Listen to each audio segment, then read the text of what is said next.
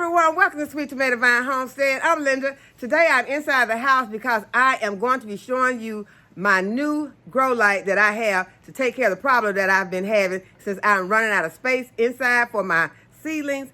Today I'm going to be introducing to you my MetryGrow 100 watt full spectrum grow light. It is a MetryGrow 100 watt smart plant grow light, and you can have it on the stand or you can hang it above your plants.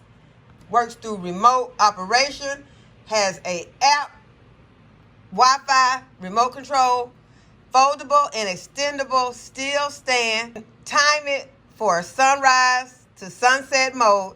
It has 8-level adjustable brightness and independent safety adapter.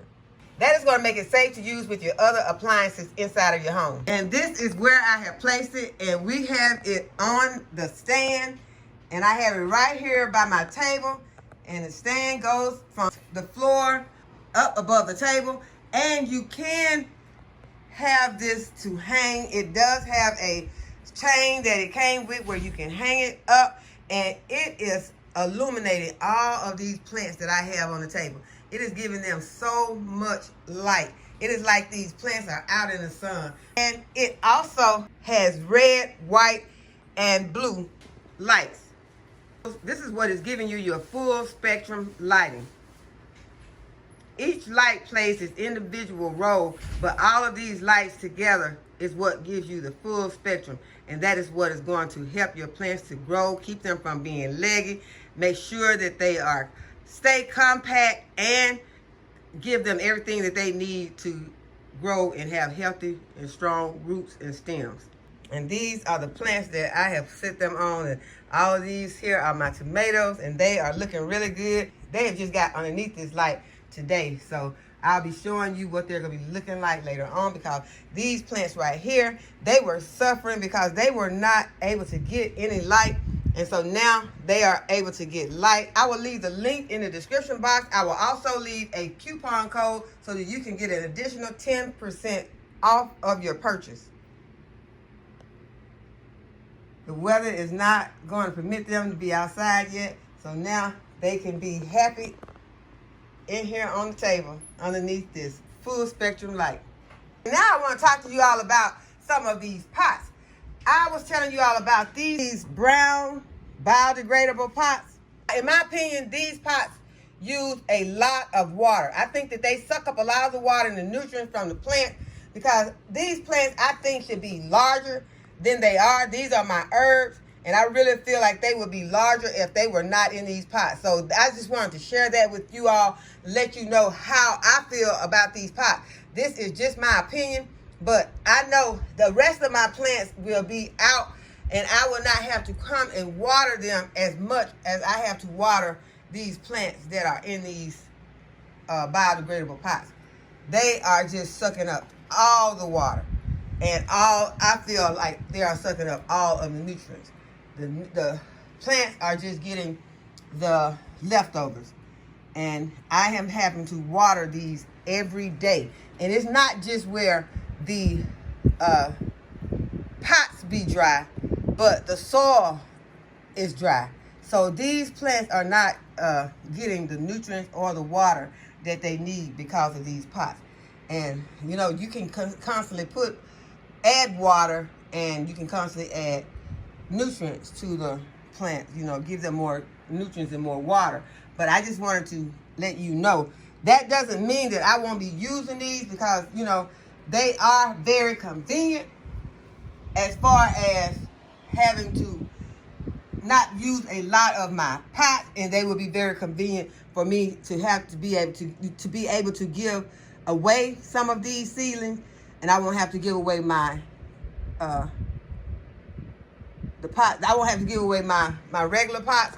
I'll, you know, easily give these away because it is just a biodegradable pot. They're very inexpensive, but some of the pots that are more expensive, I will want to keep those to use year after year. So I just wanted to relay that to you all and let you know that if you use these pots, be prepared to give them more water, because these pots really absorb a lot. And so you can see some of my seedlings do need some water on them. Now, these tomatoes, I do have some water at the bottom. So these tomatoes may look kind of dry on the top, but they do have water on them because you do not want your plants to dry out. You want to go ahead and you want to do that finger test to stick your finger into the soil. You just want to stick your finger into the soil and you can see that it is moist because there is water in these containers. So now I want to show you some of my other seedlings. Since I have shown you the tomatoes, I have shown you what some of my herbs. These are my basils. This is what they are looking like. And these are my horehound right here. These are horehound. These are cilantro. Right here are my sunflowers. They are really needing to get out and get into the garden, but they cannot get out there yet. We got a couple of days where it's going to be raining and I will be inside, so all of my seedlings that need to get up potted, that's probably what will happen in these next couple of days. These are the feverfew right here. Got a lot of feverfew. Let me see if all of this is feverfew. Yeah, all of these are feverfew right here. So that is a lot of feverfew. I'm excited about that. I'm excited about having a lot of these herbs that are medicinal. And right here are some of my herbs that still need to be up potted, but I took the large ones out that needed to be up potted, and so these are just needing time to just grow bigger, and then I will start to separating them. Right now they're all kind of small, but they did get, that's why I like to have things that will grow about the same in the same container, because sometimes you have things that are left and it leaves your container looking all beat up like this. So this is what happens. So it's best if you can to try to put all of your things together. This is my persimmon. And you all know how long it has been since I put this persimmon into these containers. These persimmon plants should be larger than this, but I have also been only giving these plants fertilizer in a half strength. So I'm going to go ahead and up the strength on these plants now. Since they all have their full set of leaves, I'm going to go ahead and start to giving them a full strength. And this is my basil and salvia. And I think that they should be larger than they are. So I will be going ahead and giving the full strength on the organic grow. Okay, right here is my mugwort. I got my fan blowing on my plants. Now this does help to absorb some of the moisture in these and help to probably dry out these pots. But y'all, that is not the only reason these pots are dried out. These pots dry out if I don't have this fan on. I'm gonna turn it off for a moment so I can move it. Okay, this is the eggplant. They have not germinated yet, so I'll just go ahead and put the top back down on them. Right here are my cucumbers, and y'all, we just planted these a few days ago, and they have already germinated. I've taken the top off of those so that they can go ahead and start getting some of this light. Right here are the chamomile plants, and I just showed you the horehound, but I do have some dill in here also, and they look real straggly. So I think that they are definitely going to be needing some more of the organic grow in full strength. Okay, up here I have some catnip, and I'm going to be taking some of this catnip outside and putting it around an area so that I can attract that cat to come over to the litter box that I have set up for him out in my garden. And these are some of my house plants right here. This is one of my house plants. But what I really wanted to show you is that the rosemary is doing good. It's still small, but y'all, I am just so happy that I have a whole tray of rosemary that has germinated. I have a few empty spots. I can see a few empty spots in here, but for the most part, y'all, I have a whole tray of rosemary. So I'm going to be working really hard to try to get this to get to its full potential. so that it can be ready to go outside once it is warmer. I'm going to, as I said, add some organic grow to it, full strength. Another one of my house plants. I love this variegated. It looks like caladium. I don't know if I still have the name of it in here. I don't think that I do, so I don't really know the name of it. They still don't have a lot of growth on these sweet potatoes, but we're going to be going ahead and planting some of our sweet potatoes in the other method that you can use for planting sweet potatoes. You can use the method of just laying the sweet potatoes in the soil. I've already done one tray, and we'll do another tray as soon as we get back. Well, maybe we'll do it. We can do a tray. Okay, yeah, I will do it. No, we'll do a tray as soon as we get back outside. This is the moringa, and I'm going to be up-potting this moringa tonight. We need to go ahead and get this moringa out of these containers because moringa roots like to grow down, and they do not have adequate space in these containers. So I'm going to be up-potting them in just a moment. But first, I wanted to show you that there is some growth on the purple sweet potato. So that is our purple sweet potato slips. They are growing finally. And so that is showing us we are going to get some slips, but I do want to go ahead and do the other method and show anyone who has not ever learned how to do that other method that there is more than one way to grow your sweet potato slips. Okay, this is the plant that I did where I did the ivy on a clothes hanger, and we're gonna make us a spear ivy.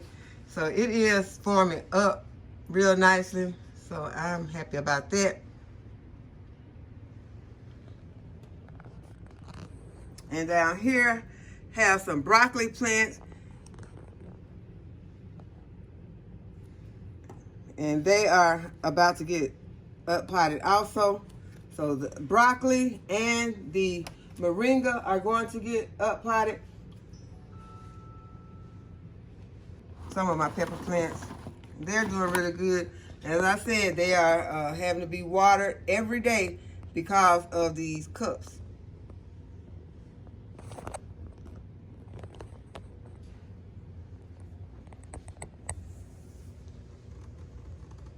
Right here I have some lettuce.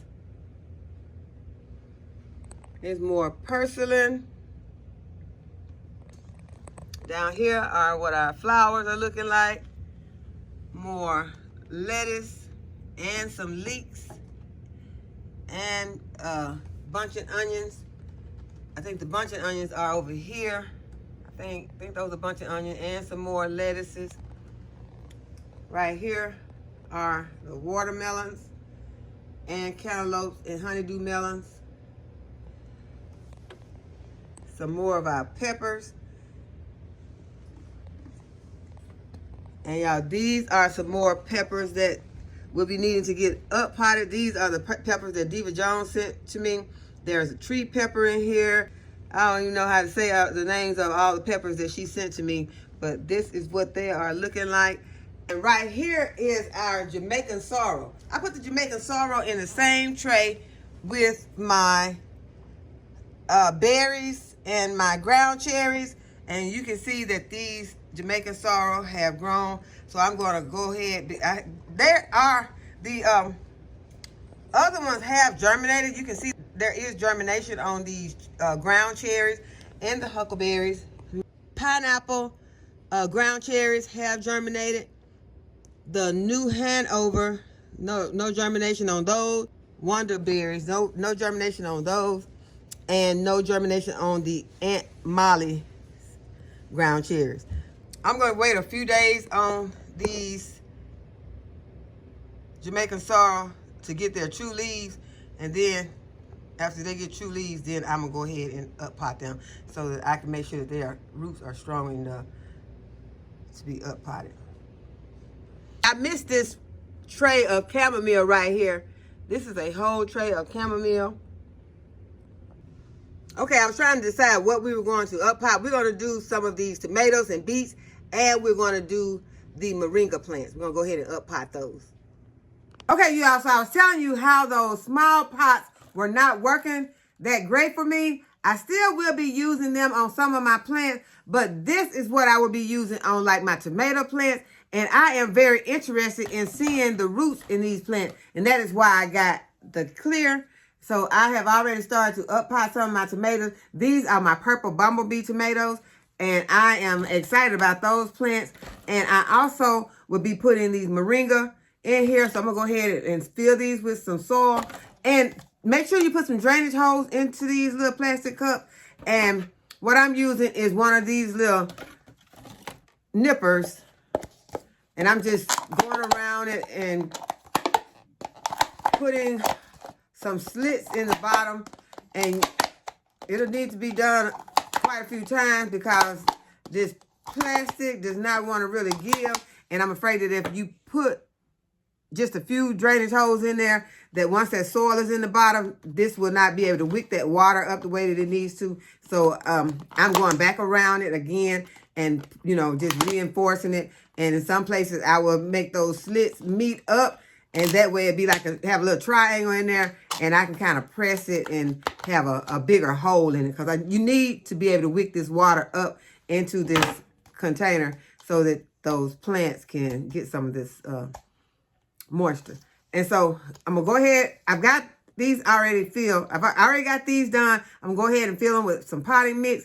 And also, if you have a soldering tool that would solder a hole in here, that would work perfectly. But don't try to use a knife, because I did try to use a little paring knife, and that way it's going to be very dangerous.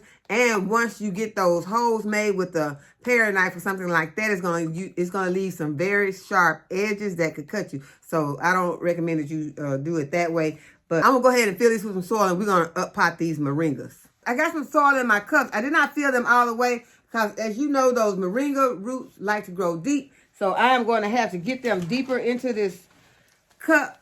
And so I don't need a lot of soil to have to try to dig down in. So what I'm going to do, I'm going to go ahead and I'm going to add some water to my tray so that I can see how these cups are going to be wicking the water up. I want to make sure that I have not only good drainage, but that these cups will be able to wick this water up when I have this moringa planted in it.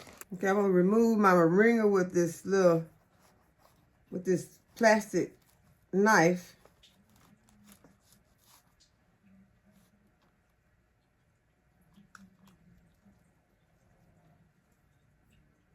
And I've let these moringa plants stay in here for a while, and they have began to, they're getting tangled up on me.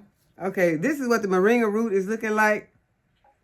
And so I am going to just make me a hole down in here and put it in here. Put it into the pot, and then I'm going to pour some soil around it. And it's going to be exciting to watch how these roots are going to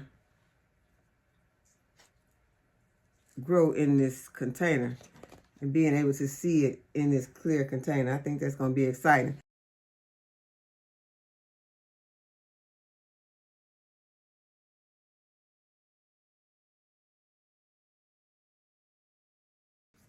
Okay, you all, so we have our moringa and we have 2 of our purple bumblebee tomatoes potted up in this container. These cups did wick up the water, so there are enough holes in here for drainage and to wick up water from the bottom. Any of the new gardeners who are not familiar with moringa, the herb of the day is moringa. And I want you to research what the benefits of moringa are and what the nickname of moringa is.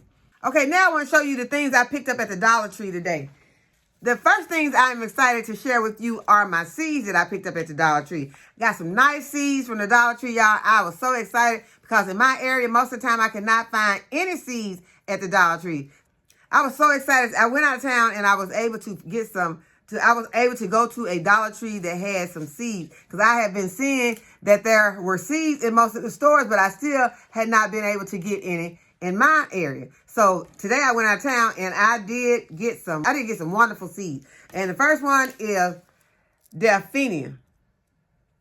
Y'all, those are some beautiful flowers. I love the look of delphiniums, so I'm excited about getting to plant some of those. Some sweet pea. And sweet pea are flowers, and they are very fragrant and very beautiful flowers. Now, be sure when you are planting your flowers that you check into which flowers are toxic. If you have small children in your garden who like to put things in their mouth, or if you have pets that like to nibble on plants, be sure that you check and see which ones are toxic, because some of these are toxic, and sweet pea is a toxic plant. I got a serrano chili pepper. It's a hot pepper. Got some California giant zinnias. Those are going to be so beautiful. I found some candy cane zinnias.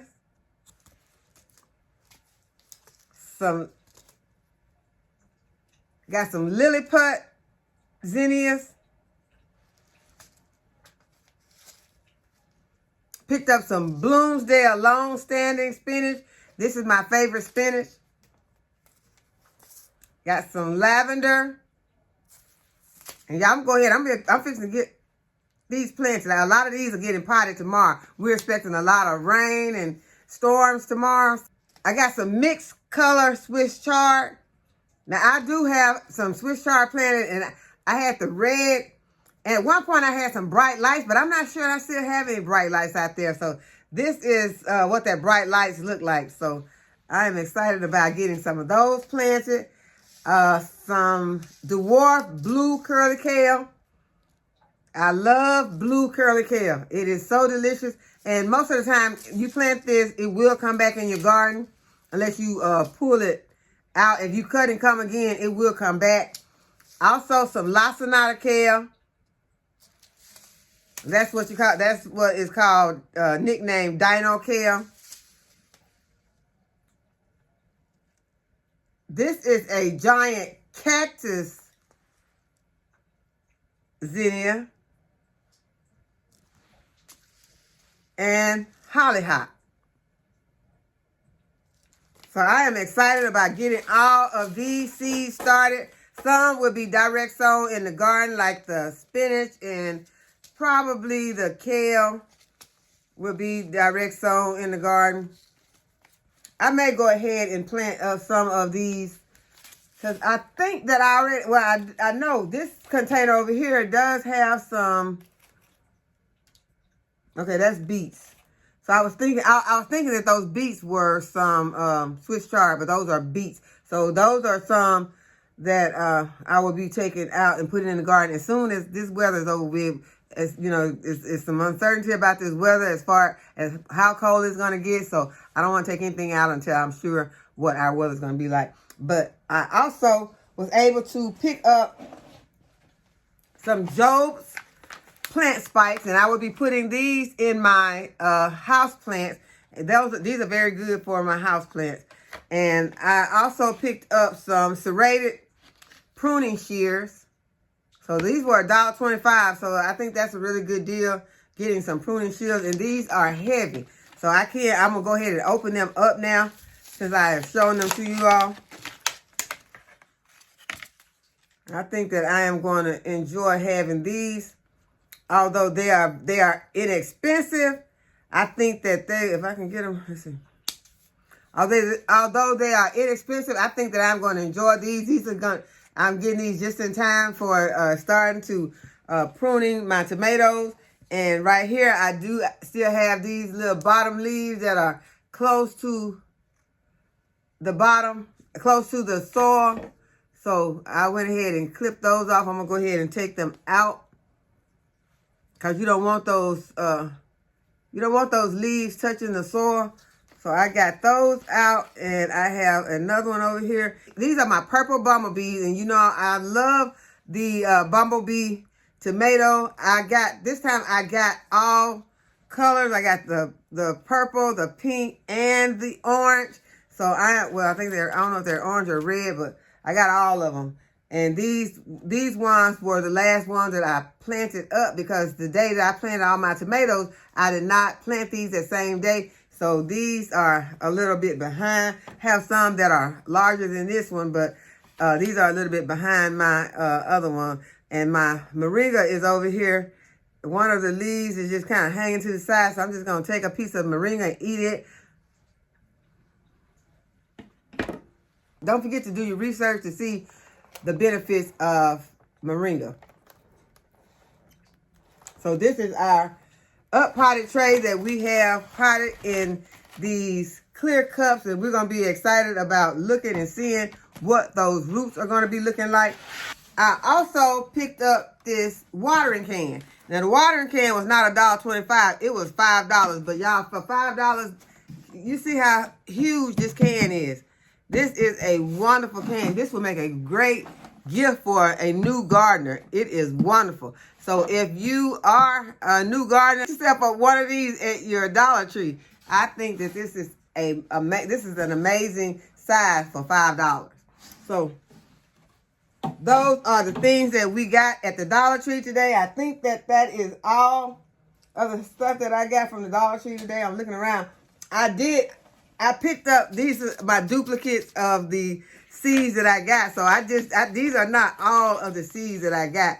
I ended up with like 32 packs of seeds. So y'all, at the Dollar Tree, those, you can't beat that for $1.25. So if you are a new gardener or if you've been gardening for a while, be sure to pick up the seeds from the Dollar Tree because they got some good seeds over there. Okay, you all, so check out the description box to get the link and the coupon code to get your own Metry Full Spectrum Grow Light. And thank you, Metry, for sponsoring this video. And I hope that y'all have enjoyed the video and that you'll give it a thumbs up and subscribe to my channel. And go ahead and hit the notification bell to be notified when I upload a new video. And as always, thank you all for watching. I'll see you in the next video. Bye-bye.